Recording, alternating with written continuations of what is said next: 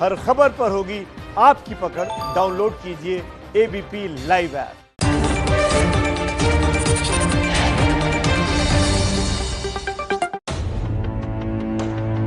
आंध्र प्रदेश में gas leak से हुए हादसे की कई ऐसी तस्वीरें आई हैं जिसे देखकर मन विचलित हो जाता है। आप तक सच्ची और सटीक खबर पहुंचे, इसके लिए ऐसी कुछ तस्वीरों को दिखाना हमारी मजबूरी भी है और खबर की जरूरत भी। खबर के हित में हम गैस हादसे से जुड़ी तस्वीरें दिखा रहे हैं। नमस्कार, मास्टर स्ट्रोक में आप सभी का बहुत बहुत स्वागत है। आपके साथ हूं मैं, रूबिका लियाकत। कल्पना कीजिए कि आप परिवार के साथ रात को अपने घर में गहरी नींद सो रहे हैं और नींद में ही बेहोशी आ जाए। जो आप अपनी सांसों में ले रहे हैं उसकी मात्रा अगर ज्यादा हो तो फिर मौत भी हो सकती है। हम आपको डराना नहीं चाहते हैं, आपके सामने वो हालात रखना चाहते हैं जो आज विशाखापट्टनम के पास कई गांव के लोगों ने महसूस किए। वहां आधी रात के बाद यही सब हुआ जो अभी पढ़कर आपको सुनाया। एक जहरीली गैस अचानक मौत बनकर आई और बहुत से लोगों को नींद में ही हमेशा के लिए सुला गई। जो जागे वो भागे, लेकिन वो आधे रास्ते भी नहीं पहुंच पाए और बेहोश हो गए। कोई बाइक से जाते हुए गिर गया, कोई कुएं में जा गिरा, कोई सड़क के किनारे तो कोई नाले में गिर गया। ये सब बहुत डराने वाला था, क्योंकि जिन इलाकों में ये गैस लीक हुई वहां इंसान तो मारे ही गए, गाय, भैंस, कुत्ते, चिड़िया, जो कुछ भी इसकी जद में आया सब बेहोश हो गए या फिर जान गंवा बैठे। पेड़ पौधे सब झुलस गए, पेड़ों पर लगे फल काले पड़ गए। अब गैस लीक के कारणों को खोजा जा रहा है। किसी एक दोषी की तलाश की जा रही है जिसके ऊपर इसका ठीकरा फोड़ा जा सके। अब एक टीम बनेगी जो जांच करेगी, अपनी रिपोर्ट देगी। कुछ लोग दोषी होंगे, हो सकता है कि फैक्ट्री भी कुछ दिनों के लिए सील हो जाए, लेकिन इससे क्या होगा? आज सबसे बड़ा सवाल यह है कि हमने भोपाल गैस कांड से कुछ सबक नहीं लिया। यह गैस कांड भले ही भोपाल जितना बड़ा ना हो, लेकिन उतना ही भयानक है।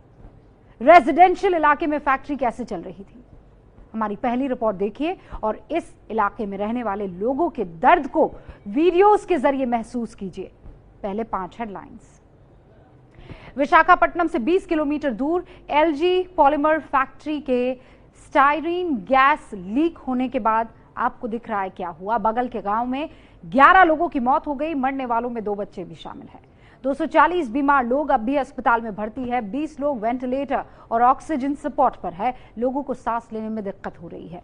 आंध्र प्रदेश के मुख्यमंत्री जगन मोहन रेड्डी बीमार लोगों से मिले, मृतकों के परिवार वालों के लिए 1 करोड़ के मुआवजे का ऐलान किया।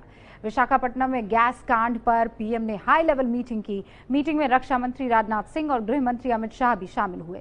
छत्तीसगढ़ के रायगढ़ की पेपर मिल में भी जहरीली गैस लीक हुई। 7 मजदूर बीमार पड़ गए हैं। फैक्ट्री बंद रहने से रिसाइकिल चेंबर में गैस बन गई थी।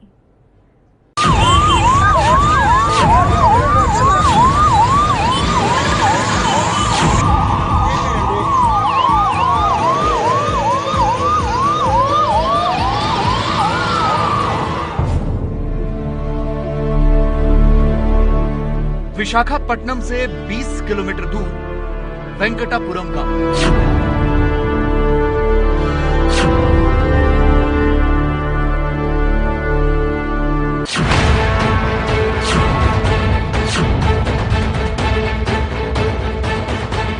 लॉकडाउन में इन लोगों ने सोचा भी नहीं होगा कि मौत ऐसे भी आ सकती है। जब कल रात आप और हम अपने अपने घरों में सो रहे थे तो इस गांव के करीब 3000 लोग एक एक सांस के लिए ऐसे ही तड़प रहे थे।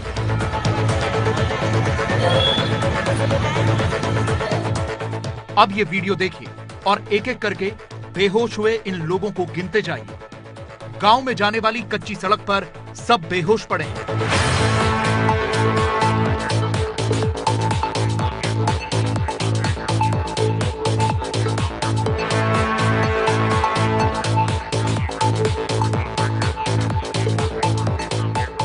समझ में आ रहा है कि ये लोग अपनी जान बचाने के लिए भाग रहे थे, लेकिन भागते भागते बेहोश हो गए। भागने के लिए कैसे जद्दोजहद मची होगी देखिए। ये एक कुआं है, कुएं के अंदर ही एक व्यक्ति का शव पड़ा है। भागते भागते इस कुएं में जा गिरा होगा। तस्वीरें ऐसी हैं कि किसी परमाणु हमले पर बनी फिल्म की कल्पना लगती है, लेकिन है हकीकत। किसी को कुएं के अंदर मौत आई तो कोई नाले के किनारे मरा पड़ा मिला। अब एक और वीडियो देखिए और समझने की कोशिश कीजिए कि ये लोग कितना तड़पे होंगे। सड़क पर लोग बेहोश हैं, एक बाइक भी गिरी हुई है। ये लग रहा है कि एक पूरा परिवार बाइक से भागने की कोशिश कर रहा होगा कि अचानक सब बेहोश होकर गिर पड़े। इस पूरे इलाके में आज सुबह ऐसी ही तस्वीरें दिख रही थी। फुटपाथ पर लोग तड़प रहे थे, बच्चों और महिलाओं की हालत सबसे ज्यादा खराब थी। इस वीडियो में देखिए, महिला को पहले तो लोगों ने पकड़ा हुआ है, फिर वो अचानक से बेहोश हो जाती है। बगल में उसकी बेटी है जिसके पास 2 और छोटे बच्चे हैं। इनमें से एक बच्चा तो पूरी तरह से बेहोश है। तभी महिला भी बेहोश हो जाती है। बेटी आकर अपनी मां को जोर जोर से हिला रही है। कुछ लोग उस महिला को कपड़े से हवा दे रहे हैं। इसी फुटपाथ पर और भी परिवार दिख रहे हैं जो एक दूसरे के गले लगकर सांत्वना दे रहे हैं। हाल यह था कि खड़े खड़े लोग बेहोश होकर गिर रहे थे। इस महिला को देखिए, पीछे से एम्बुलेंस की आवाज आ रही है। महिला बाइक का सहारा लेकर खड़ी है, तभी अचानक से गिर पड़ती है। रोते हुए इस पिता को सुनिए जो अपने बेहोश बच्चे को हाथों में उठाकर एम्बुलेंस के पास ला रहा है और रो रहा है। तभी एक पुलिसकर्मी उससे उसका बच्चा लेता है और एम्बुलेंस के अंदर बिठाता है। फिर उसे भी एम्बुलेंस में बिठाया जाता है। एक एक करके एम्बुलेंस में कुछ और महिलाएं और बच्चे भी आते हैं, वो भी बेहोश हो रहे हैं। ये परिवार ऑटो से मुख्य सड़क तक आया है। यहाँ से इन्हें एम्बुलेंस में बिठाया जा रहा है, लेकिन बेहोशी ऐसी है कि ये महिलाएं सड़क पर ही बैठ गई। सांस लेने में लोगों को कितनी समस्या हो रही थी, इस वीडियो को देखिए और समझिए। सड़क के किनारे एक लड़का अपनी स्कूटी के पास जमीन पर बैठा है और सांस लेने के लिए संघर्ष कर रहा है। उसकी आंखें पलट रही हैं। इंसान तो इंसान, गैस के इस रिसाव ने जानवरों को भी नहीं बख्शा। ये वीडियो देखिए, तड़प तड़प कर जानवरों ने दम तोड़ा है। ये बेचारे अपने खूंटे से बंधे रह गए। रात को गैस का अटैक ऐसा हुआ कि इन्हें हिलने का मौका भी नहीं मिला। गैस की वजह से इन जानवरों के पेट फूले हुए हैं। किसी किसी की सांस चल रही है। इस वीडियो में बहुत सी गायें हैं जो मारी गईं। अब इस भैंस को देखिए, गैस की वजह से वो बेहोश है। तभी उसके ऊपर पानी डाला जाता है तो उसमें कुछ हरकत होती है और वो बैठ जाती है। ऐसे ही न जाने इस इलाके में कितने जानवरों ने दम तोड़ा होगा। इस तस्वीर को देखिए, एक कुत्ते को एनडीआरएफ की टीम उठाकर ले जा रही है। ये कुत्ता बेहोश है। ये कितनी खतरनाक गैस रही होगी कि इसने पेड़ों तक को झुलसा दिया। ये देखिए, ये पौधे कितनी बुरी तरह से झुलसे हुए हैं। पेड़ों पर लगे फल काले पड़ गए थे। पेड़ों पर रहने वाली चिड़िया भी बेमौत मारी गई।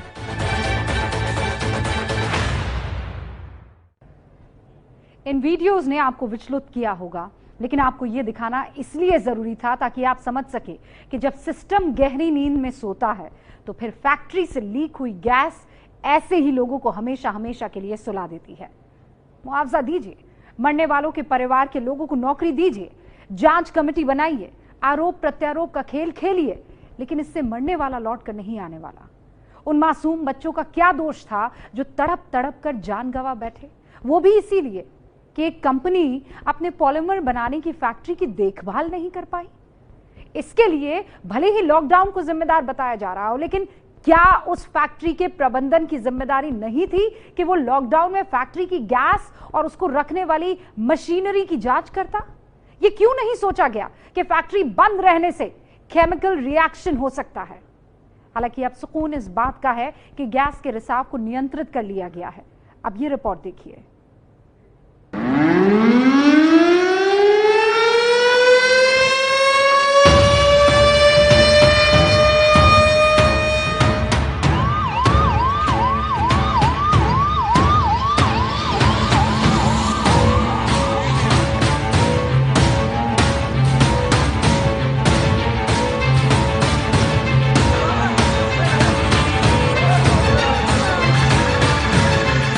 विशाखापट्टनम के वेंकटपुरम गांव के जो लोग खुशकिस्मत थे, उनकी नींद ऐसे ही सायरनों की वजह से आज खुली, और जो नहीं जाग पाए वो नींद में ही मारे गए।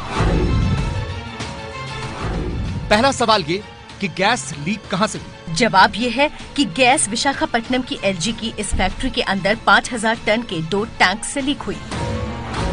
दूसरा सवाल ये कि कौन सी गैस लीक हुई? फैक्ट्री से स्टाइरीन गैस का लीकेज हुआ। तीसरा सवाल, ये गैस लीक कैसे हुई? जवाब यह है कि लॉकडाउन की वजह से टैंक का रख रखाव करने वाला कोई नहीं था, जिसकी वजह से केमिकल रिएक्शन हुआ और गैस लीक हुई। चौथा सवाल, गैस लीक से कितने लोग प्रभावित हुए? आंध्र प्रदेश के डीजीपी के मुताबिक करीब 1500 परिवारों के 3000 लोगों की जनसंख्या इस गांव में रहती है। पांचवा सवाल, गैस का प्रभाव कितनी दूर तक था? करीब 3 से 5 किलोमीटर के एरिया में गैस फैली। छठा सवाल, गैस लीक होने से लोगों को क्या क्या समस्याएं हुई? लोगों को सांस लेने में समस्या हुई, वो बेहोश होने लगे, आंखें जलने लगी। सातवां सवाल, पुलिस को गैस लीक होने की सूचना कब मिली? पुलिस को सुबह 3:30 बजे गैस लीक की सूचना मिली। आठवां सवाल, गैस लीक की सूचना मिलने के बाद पुलिस ने क्या किया?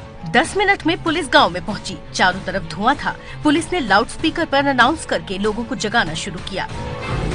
नवां सवाल, लोगों को नींद में गैस लीक का पता क्यों नहीं चला? ये गैस मीठी होती है, दुर्गंध वाली नहीं होती, इसीलिए लोगों को पता नहीं चला। इसी फैक्ट्री से गैस का लीकेज हुआ था।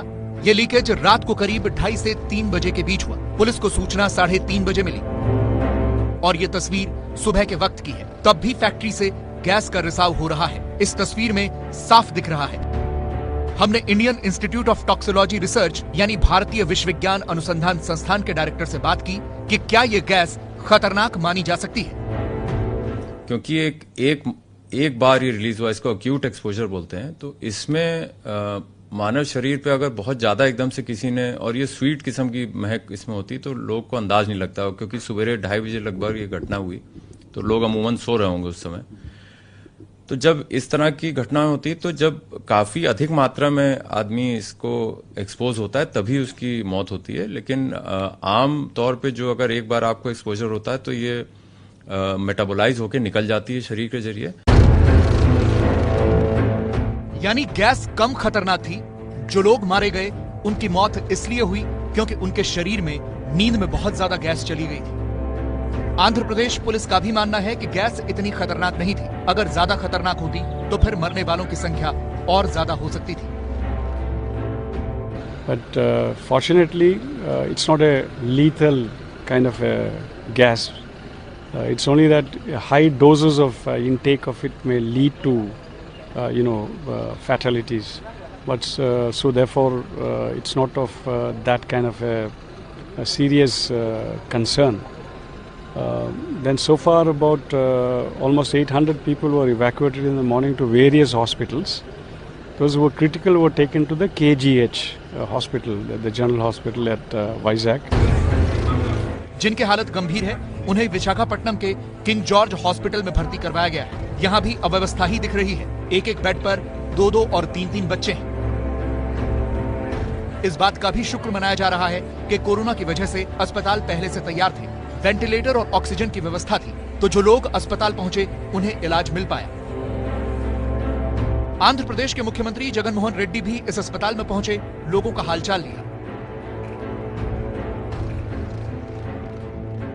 इससे पहले विजयवाड़ा से विशाखापट्टनम के लिए जगन मोहन हेलीकॉप्टर से रवाना हुए। जब वो हेलीकॉप्टर में बैठ रहे थे तो उन्हें गैस लीक की वजह से तड़पते लोगों की तस्वीरें दिखाई गई। इन्हें देखकर जगन मोहन भावुक भी हो गए। जब स्थिति नियंत्रण से बाहर हुई तो सुबह 5:30 बजे एनडीआरएफ को सूचना दी गई, जिसके बाद एनडीआरएफ की टीम आधे घंटे के अंदर मौके पर पहुंची और राहत का काम शुरू किया। अब एनडीआरएफ की तरफ से पुणे से भी एक विशेषज्ञ टीम भेजी जा रही है। पुणे का जो बटालियन है वो सीबीआरएन या केमिकल के लिए स्पेशलिस्ट सेंटर है और वहाँ के जो कमांडेंट है और उनकी जो टीम है इसमें पारंगत है। तो उन कमांडेंट के लीडरशिप में एक special team Visakhapatnam ground appreciation और रिव्यू के लिए भेजी जा रही है ताकि वहाँ स्थानीय प्रशासन को भी वो एक्सपर्ट एडवाइस दे सके। सरकार के मुताबिक अब सब कुछ नियंत्रण में है।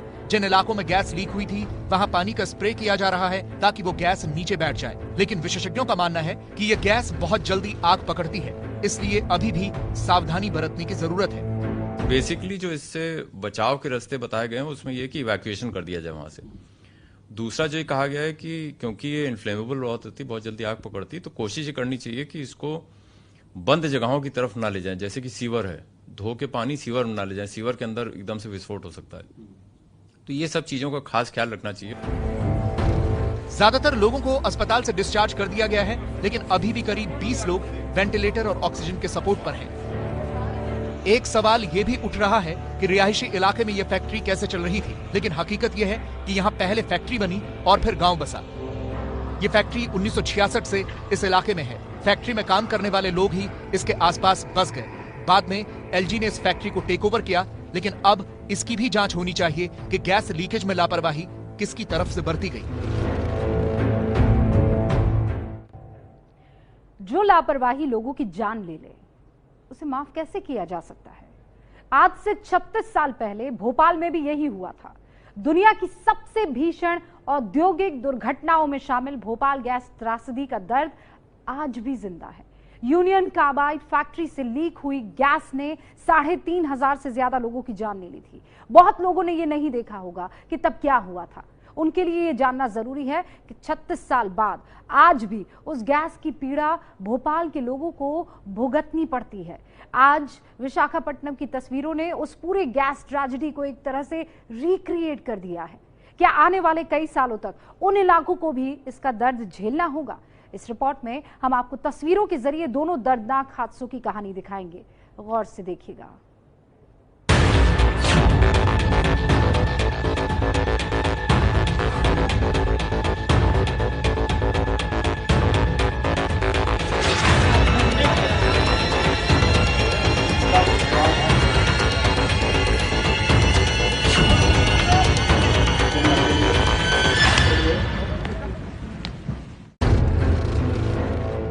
तीस साल पहले ये तस्वीरें उस त्रासदी की हैं जिन्होंने देश ही नहीं दुनिया को हिला दिया था।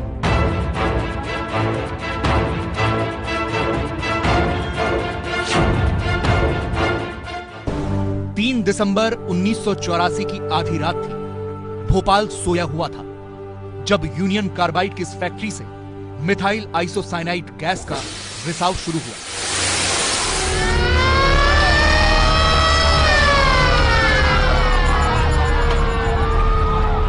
सुबह की हवा में जहरीली गैस घुल चुकी थी। सांसों के जरिए यह जहर इंसानों में पहुंचा।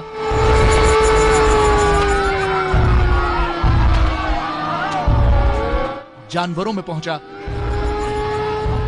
और कुछ ही देर में भोपाल की सड़कों पर अफरा तफरी मच गई।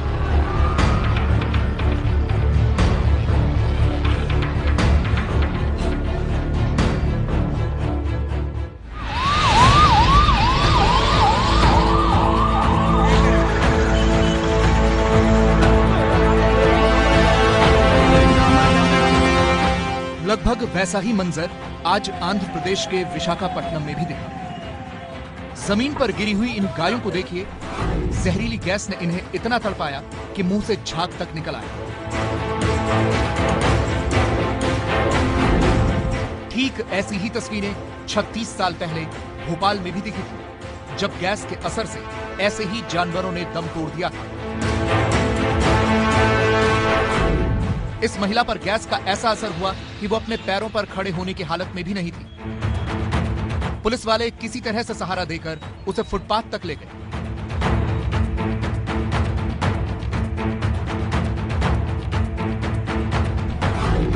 उन्नीस 1984 में भोपाल गैस कांड में भी यही हुआ था। देखिए कैसे इस महिला को सहारा देकर अस्पताल ले जाया जा रहा है। जिस तरह विशाखापट्टनम में आज लोग गैस के असर के कारण चल नहीं पा रहे थे, उन्हें गोद में उठाकर एम्बुलेंस तक ले जाना पड़ रहा था, 36 साल पहले यही भोपाल में भी हुआ था। देखिए तब कैसे इन लोगों को गोद में उठाकर अस्पताल ले जाया जा रहा था।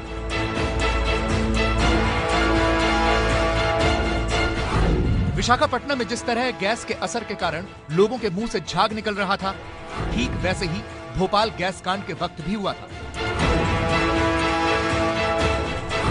गैस के असर से आज विशाखापट्टनम में लोगों की सांस उखड़ती दिखी। तब भी लोग ऐसे ही बेसुध हो गए थे। जो जहां बैठा था वहीं बैठ गया। तब सांस लेने में तकलीफ के साथ लोगों की आंखों में भी जलन हो रही थी। 5 लाख से ज्यादा लोग भोपाल गैस कांड की चपेट में आए थे। लगभग 4000 लोगों की मौत हुई। उस त्रासदी का असर पीढ़ियों तक रहा। गैस लीक कांड के बाद पैदा होने वाले बच्चों में से किसी में सांस की तकलीफ पाई गई, किसी की आंखों की रोशनी पर असर देखा गया। हालांकि जानकारों का मानना है कि विशाखापट्टनम में ऐसा नहीं होगा। मैं दर्शकों को बताना चाहूंगा कि इस प्रकार की आशंकाएं नहीं है। इसमें ऐसा कोई अब तक वैज्ञानिक इसमें अनुसंधान नहीं पाया गया कि जिसमें रिप्रोडक्टिव टॉक्सिसिटी हो, यानी कि जो अगली जनरेशन है उसमें इसकी विषाक्तता पहुंचे।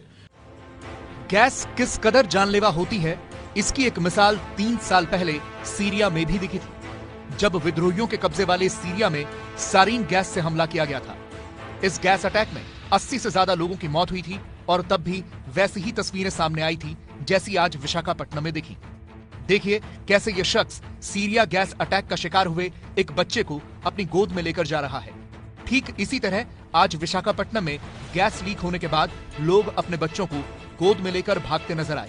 जैसे सीरिया में एम्बुलेंस में बच्चों को भरा जा रहा था, वैसे ही विशाखापट्टनम में बेहोश हो रहे बच्चों से भरी ये एम्बुलेंस देखिए। विशाखापट्टनम के अलावा आज कम से कम 2 और औद्योगिक हादसे हुए हैं। छत्तीसगढ़ के रायगढ़ में एक पेपर मिल में भी गैस लीकेज की घटना हुई जिसमें 7 मजदूर घायल है। उधर तमिलनाडु के कड्डलोर के नवेली लिग्नाइट कॉर्पोरेशन के प्लांट में भी हादसा हो गया।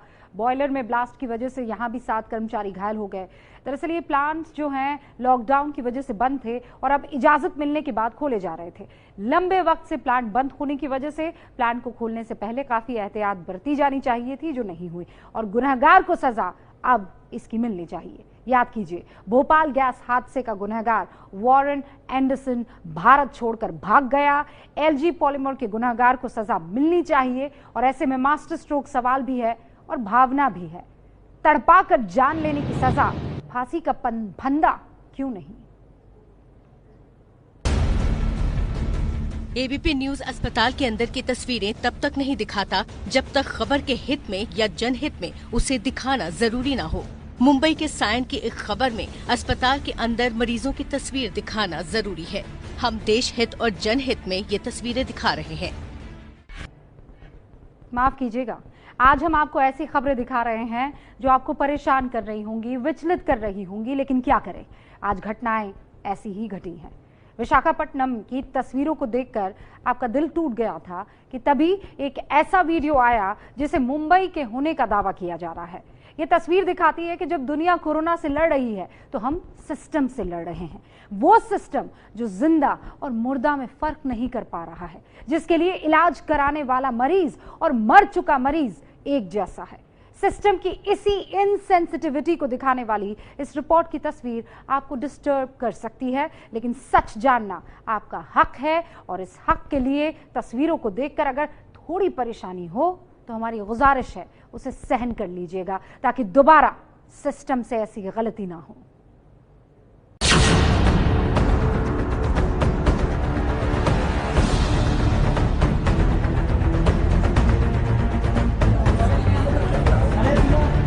जिस कोरोना से बचने के लिए जिंदा इंसानों को एक दूसरे से 2 गज की दूरी बनाने के लिए कहा जा रहा है, उसी कोरोना के इलाज का एक ऐसा वीडियो सामने आया है जिसमें जिंदा और मुर्दा में भी बस 2 गज की ही दूरी रह गई है।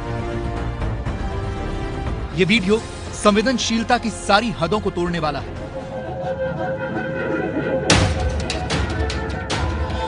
ये वीडियो सोचने पर मजबूर कर देगा कि कोरोना हमें कहां ले आया है। सबसे पहले ये आवाज सुनिए। नीले रंग की पीपी किट पहना ये शख्स जिस तरह पेशेंट यानी मरीजों से बात कर रहा है, उससे साफ है कि ये वीडियो एक अस्पताल का है। कुछ ही देर में एक वार्ड भी नजर आता है, लेकिन इसमें घुसते ही बेड पर जो दिखता है वो चौंकाने वाला है। बेड पर जो है उसे काले प्लास्टिक के बैग में लपेटा हुआ है और ऊपर से कंबल पड़ा हुआ है। थोड़ा आगे बढ़ते ही दूसरा बेड दिखता है और उस पर भी वही काले प्लास्टिक वाला बैग नजर आता है। कैमरा घूमते ही 2 स्ट्रेचर दिखते हैं और उन दोनों पर भी ठीक वैसे ही काले प्लास्टिक वाले बैग रखे हैं। आपको लग रहा होगा कि अगर यह अस्पताल है तो मरीज कहां है? तो देखिए, स्ट्रेचर के ठीक बगल में पड़े बेड पर एक मरीज लेटा हुआ है।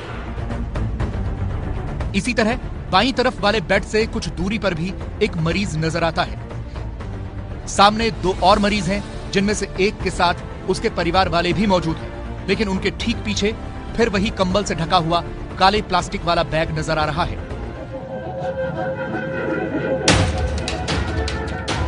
हो सकता है कि आपको यकीन न हो, पर यह सच है कि अस्पताल के इस वार्ड में अब तक आपने जितने काले प्लास्टिक वाले बैग देखे वो सारे शव। 1, 2, 3, 4 अस्पताल के इस वार्ड में इलाज करा रहे मरीजों के साथ कुल 4 शव रखे हुए हैं। अब सवाल है कि यह कैसे हो सकता है कि जिस वार्ड में इलाज चल रहा हो वहीं पर शव भी रखे जाएं, पर ऐसा हो रहा है मुंबई के सायन अस्पताल में। जब एबीपी न्यूज ने पड़ताल शुरू की और सायन अस्पताल के डीन डॉक्टर प्रमोद इंगले से बातचीत की, तो डॉक्टर प्रमोद इंगले ने बताया कि यह वीडियो उनके ही अस्पताल के कोरोना वार्ड का नजर आ रहा है। हालांकि यह कितने दिन पहले का वीडियो है यह साफ नहीं है। उनका कहना है कि इस मामले में जांच के आदेश दे दिए गए हैं। क्या जो वीडियो में नजर आ रहे हैं उसमें 4 शव रखे गए हैं, क्या इनकी मौत कोरोना की वजह से हुई या किसी अन्य बीमारी से उनकी मौत हुई, और किन हालातों में एक मरीज का इलाज चल रहा है और बगल में पार्थिव शरीर रखा गया है, इसकी जांच के आदेश दे दिए गए हैं। यहाँ आपके लिए ये जानना जरूरी है कि सायन अस्पताल के जिस वार्ड का ये वीडियो है वहाँ सिर्फ कोरोना मरीजों का इलाज होता है। मतलब वार्ड में दिख रहे सारे मरीज कोरोना संक्रमित हैं। इसके बावजूद शवों के बीच उनका इलाज किया जा रहा है। महाराष्ट्र के पूर्व सीएम नारायण राणे के बेटे नीतीश राणे ने इस वीडियो को पोस्ट किया तो हड़कंप मच गया। महाराष्ट्र गवर्नमेंट और बीएमसी हमसे जिस तरीके से झूठ बोल रही है, हमारी जिंदगी के साथ खेल रही है, इसी वजह से इसी प्रशासन के वजह से आज कोरोना महाराष्ट्र में बढ़ रहा है। सवाल है कि ऐसी कौन सी परिस्थितियां थीं जिनके कारण अस्पताल को इतना असंवेदनशील फैसला करना पड़ा। एबीपी न्यूज ने यह सवाल सायन अस्पताल के डीन डॉक्टर प्रमोद इंगले से पूछा तो उन्होंने कहा कि ये वो शव हैं जिन्हें लेने कोई नहीं आया।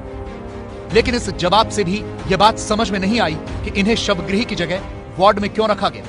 तो मालूम चला कि इस अस्पताल के शवगृह में जगह ही नहीं बची है। ऐसा है कि यहाँ पर जो शवगृह है वो 53 कैपेसिटी का है, 53 का। 40 मृतदेह हमेशा पेंडिंग रहते हैं, 1 दिन 2 दिन। अभी एक्सीडेंटल डेथ है तो वो रखना ही पड़ता है ना, जब तक वो बाहर गांव से। तो स्कोप खाली 15 का है।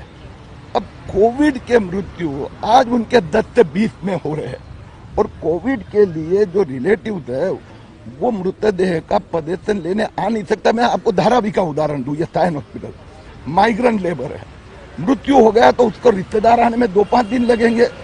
तो ये जो मॉर्ग है वो तो ओवरफ्लो हो गया है। यानी अस्पताल प्रशासन के अलावा यह मामला बीएमसी और महाराष्ट्र सरकार की लापरवाही का भी है। अगर अस्पताल की मॉर्चरी में शव रखने की जगह नहीं है तो ये जिम्मेदारी सरकार की है कि वो इसके लिए जरूरी इंतजाम करे।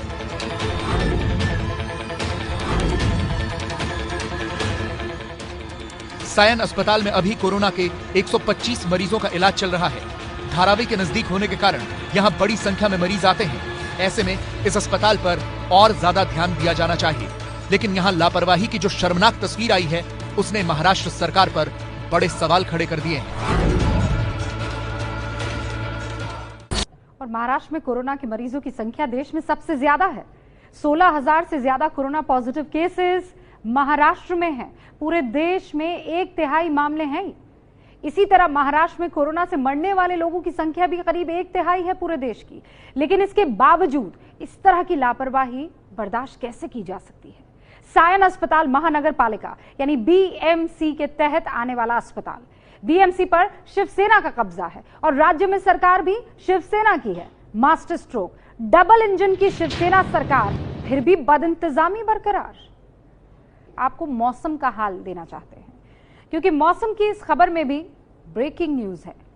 दिल्ली में आज अधिकतम तापमान 38 डिग्री सेल्सियस और न्यूनतम तापमान 22 डिग्री सेल्सियस रिकॉर्ड किया गया। मुंबई में अधिकतम तापमान 35 डिग्री और न्यूनतम तापमान 27 डिग्री सेल्सियस रहा। और जो अगला तापमान है वो जरा ध्यान से सुनिएगा।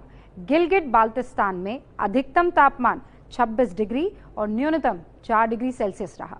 मुजफ्फराबाद, यहां अधिकतम तापमान 25 डिग्री और न्यूनतम 10 डिग्री सेल्सियस रहा। ये दोनों इलाके पाकिस्तान अधिकृत कश्मीर के हैं। भारतीय मौसम विभाग ने अपने वेदर बुलेटिन में पीओके के इन इलाकों को शामिल कर लिया है। ऐसा करके भारत ने पाकिस्तान को पीओके के मौसम का हाल समझा दिया है। आजाद भारत के इतिहास में यह पहली बार हो रहा है और ये उस दावे को पुख्ता करता है कि पीओके हमारा है।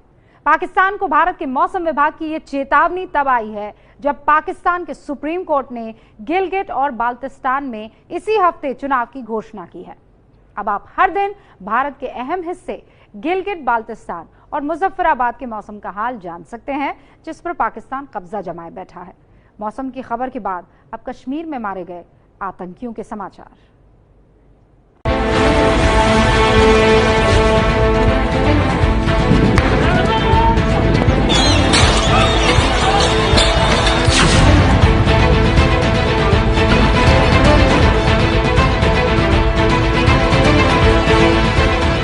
आतंक का ये वही पोस्टर बॉय है जिसे सुरक्षा बलों ने कल मार गिराया। जवानों ने इस आतंकी के ठिकाने को ही उसकी कब्रगाह बना दिया। इस ऑपरेशन को लीड किया जम्मू कश्मीर पुलिस के डीआईजी अतुल गोयल ने। हम लोगों ने खास करके हमारे एक जो स्पेशल टीम चल रहा था, जो जिसको हेड कर रहे हैं हमारे डीआईजी अतुल साहब कर रहे हैं और इनके यंग ऑफिसर इसके अंदर हैं। उन्होंने हालांकि पिछले 6 महीना से एचएम के कमांडर रियाज नायकों के पीछे थे, इन्फॉर्मेशन जनरेट कर थे और अभी तक में 5-6 उनके हाइडेड को हम लोग बस्ट कर दिए थे। बहुत सारे रेड मारे, कामयाबी नहीं मिला था।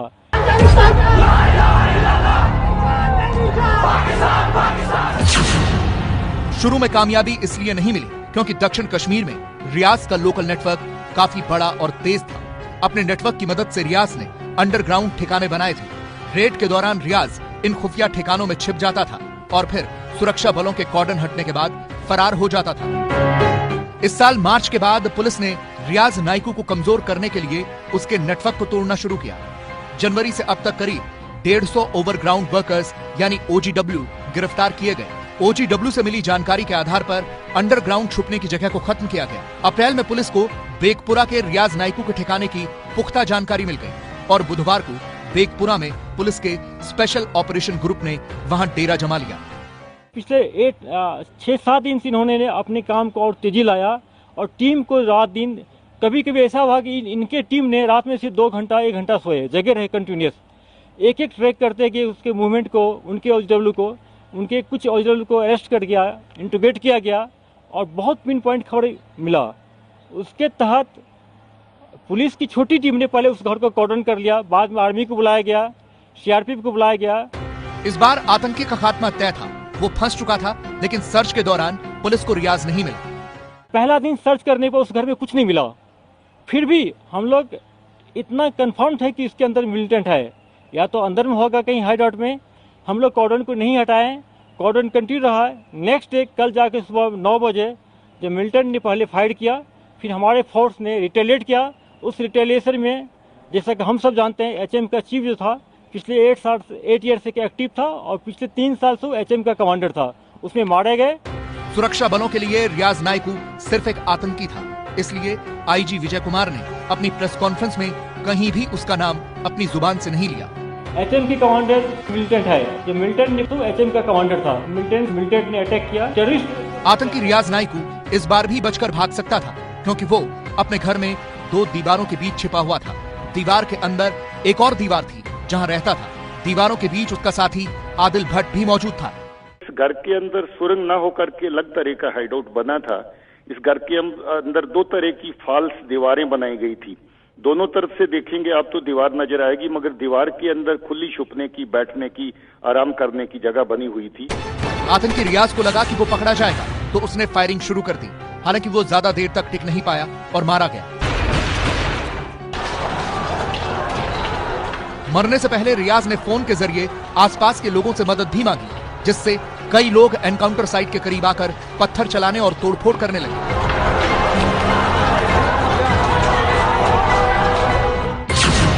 रियाज के शव को परिवार की मौजूदगी में दफना दिया गया। ऐसा क्यों किया गया, इसका जवाब आप सीडीएस विपिन रावत से सुन लीजिए। लोग उसके जनाजे में क्यों निकलते हैं, इसके लिए क्यों निकलते हैं?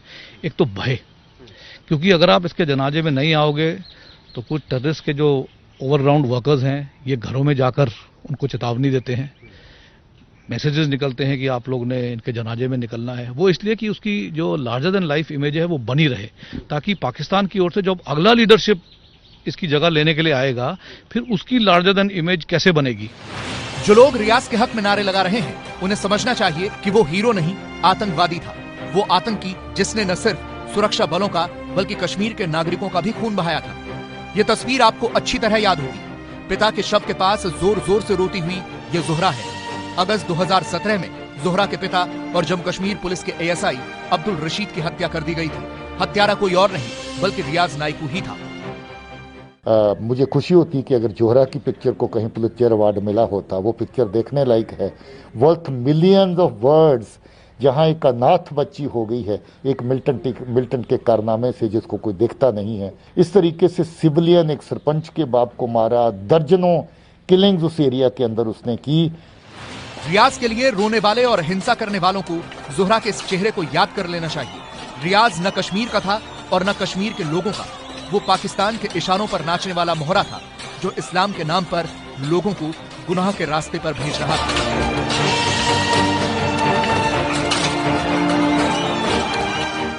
रियाज की तरह पाकिस्तान कितने भी आतंकी क्यों न खड़े कर ले, उनका खात्मा तय है। नायक बनने चला था।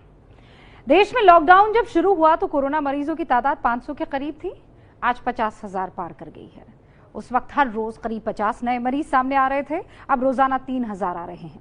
ये आंकड़े चिंताजनक है और ये चिंता तब और बढ़ जाती है जब कोई आधिकारिक व्यक्ति ये जानकारी देता है कि पीक टाइम आना तो अभी बाकी है। आखिरी कोरोना का पीक टाइम आखिर ये है क्या, और इस पीक टाइम में होने क्या वाला है, उसके बाद क्या होगा, क्या हम कोरोना को काबू कर पाएंगे? इन सवालों का जवाब हमारी अगली रिपोर्ट में आप देखेंगे, लेकिन पहले कोरोना से जुड़ी 5 हेडलाइंस आपके सामने। देश में तेजी से कोरोना का ग्राफ बढ़ रहा है। संक्रमित मरीजों की संख्या 53,000 के करीब पहुंच गई है। अब तक 1,783 लोगों की मौत हो गई है। एम्स के डायरेक्टर ने कहा है कि भारत में जून जुलाई के बीच कोरोना के मामले पीक पर होंगे। अभी लंबी लड़ाई बाकी है। कोरोना से 2 बीएसएफ जवानों की जान चली गई। 41 नए केसेस सामने आए। जवानों की मौत पर गृह मंत्री अमित शाह ने शोक जताया। मुंबई के आर्थर रोड जेल में भी कोरोना फैल गया है। 72 कैदियों के अलावा जेल के 7 कर्मचारी भी संक्रमित हो गए हैं। कोरोना पर अच्छी खबर जापान से आई है। मेडिसिन रेमडेसिविर को इलाज के लिए मान्यता दे दी गई है। इबोला वायरस के लिए इजाद हुई थी ये दवा। यह है डॉक्टर रणदीप गुलेरिया, देश के सबसे बड़े अस्पताल एम्स में डॉक्टरों की टीम के कैप्टन। डॉक्टर रणदीप गुलेरिया से बात की एबीपी न्यूज संवाददाता प्रणय उपाध्याय ने। आपको प्रणय उपाध्याय के सवाल और डॉक्टर गुलेरिया के जवाब को ध्यान से सुनना चाहिए। कई जानकारों का कहना है कि फिलहाल भारत में पीक आना बाकी है। आपका असेसमेंट क्या है, कब तक भारत में पीक एक्सपेक्ट किया जा सकता है? तो अभी तो केसेस बढ़ रहे हैं, पीक तो आएगा ही। ये मॉडलिंग डेटा पे है। कई लोगों ने अपनी अपनी मॉडलिंग करी, इंडियन एक्सपर्ट्स भी हैं, इंटरनेशनल एक्सपर्ट्स भी हैं। ज़्यादातर लोगों का मानना है कि जून जुलाई में पीक आ सकता है। कुछ लोगों ने इससे पहले भी कहा है, कुछ ने कहा कि अगस्त तक भी जा सकता है। तो ये तो मॉडलिंग डेटा पे डिपेंड करता है, बट मोस्ट पीपल फील कि जून जुलाई तक हमारा पीक आ जाना चाहिए। डॉक्टर गुलेरिया के मुताबिक कोरोना के मैक्सिमम केस का वक्त बदल भी सकता है और ये इस पर निर्भर करेगा कि लॉकडाउन का पालन किस तरह किया जाता है। एम्स के डायरेक्टर डॉक्टर रणदीप गुलेरिया के मुताबिक जून जुलाई में कोरोना अपने सबसे बड़े रूप में होगा। आंकड़ों पर नजर डालें तो ऐसा लगता है कि देश में उसकी शुरुआत हो चुकी है। भारत में हर दिन कोरोना के 3,000 से ज्यादा मामले सामने आ रहे हैं और एक दिन में नए मरीजों के मामलों में हम 10 देशों में 7वें नंबर पर पहुंच चुके हैं। पहले नंबर पर अमेरिका है, जहां एक दिन में 25,469 केस आए। ब्राजील में 11,896 केस, रूस में 10,559, ब्रिटेन में 6,111, फ्रांस में 3,640, पेरू में 3,628 और भारत में 3,601 केस एक दिन में सामने आए। भारत में कोरोना तेजी से फैल रहा है। इसे इस तरह भी समझिए कि शुरुआत के वक्त में कोरोना के 10,000 केस आने में 75 दिन लगे थे। उसके बाद अगले 23 दिनों में ही 40,000 नए केस आ गए। अब कोरोना संक्रमितों का आंकड़ा 50,000 पार कर चुका है। पिछले 3 दिनों में संक्रमण की रफ्तार सबसे तेज रही। देश में कोरोना का पहला मामला 30 जनवरी को आया था। 13 अप्रैल को यानी 75 दिन बाद कोरोना पॉजिटिव की संख्या 10,000 पहुंच गई। उसके बाद 8 दिन में आंकड़ा 20,000 पहुंच गया। फिर अगले 7 दिनों में 28 अप्रैल को आंकड़ा 30,000 पार कर गया। सिर्फ 5 दिनों में नंबर 30,000 से 40,000 हो गया और 40,000 से 50,000 पहुंचने में तो सिर्फ 3 दिन लगे। हालांकि आंकड़ा बढ़ने के पीछे ज्यादा टेस्टिंग की बात भी कही जा रही है, लेकिन 500 से 50,000 हुए मरीजों के आंकड़े को झुटलाया नहीं जा सकता। एक्सपर्ट मानते हैं कि लॉकडाउन का फायदा हुआ है। ऐसे में सवाल है कि आगे हालात क्या होंगे, क्योंकि धीरे धीरे लॉकडाउन खोलने की तैयारी चल रही है। परिवहन मंत्री नितिन गडकरी के इस बयान को सुनिए। जल्दी ही पब्लिक ट्रांसपोर्ट में बस ट्रांसपोर्ट कुछ गाइडलाइंस के आधार पर शुरू करने का प्रयास सरकार के द्वारा होगा। ये भी कोशिश हम करेंगे, क्योंकि एयरलाइंस, रेलवे और बस ट्रांसपोर्ट ये कुछ प्रमाण में शुरू करने की आवश्यकता भी है। काफ़ी लोग इधर उधर के अटके हुए हैं, तो मुझे लगता है ये भी करना होगा। पब्लिक ट्रांसपोर्ट शुरू करने के लिए गाइडलाइंस तैयार की जा रही हैं और एयरलाइंस खोलने की तैयारी भी शुरू हो चुकी है। जब लॉकडाउन 3 के दौरान छोटी सी छूट के बाद सड़कों पर यह नजारा है, तो सोचिए कि जब ट्रांसपोर्ट खुल जाएंगे तो क्या होगा। ऐसा करना क्यों जरूरी है, केंद्र सरकार के बड़े मंत्री नितिन गडकरी से जानिए। कुछ राज्य सरकारें भी संकट में है, भारत सरकार भी अड़चन में है। कुछ राज्य सरकारों के पास अगले महीने तनख्वाह देने के लिए पैसे नहीं है। भारत सरकार का भी रेवेन्यू ड्रॉप हुआ है। बैंकिंग सिस्टम भी काफ़ी प्रॉब्लम्स महसूस कर रही है। और ऐसे स्थिति में हम सब स्टेक होल्डर को एक दूसरे को साथ लेकर संभल कर आगे जाना होगा। अर्थव्यवस्था को बचाने के लिए लॉकडाउन को धीरे धीरे खोलना होगा, पर लॉकडाउन के दौरान अब तक 50,000 से ज्यादा मामले सामने आ चुके हैं। तो ऐसे में एयरलाइंस, बस और रेलवे की शुरुआत के बाद क्या होगा?